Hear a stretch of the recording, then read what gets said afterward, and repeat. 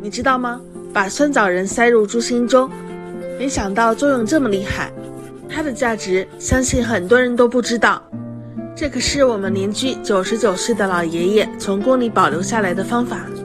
嗨，大家好，我是小苏，一圈3连求关注。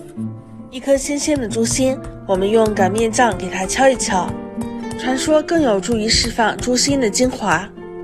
5块钱一颗的猪心，我们先给它撒上1勺食盐，然后倒入适量的清水，没过猪心即可。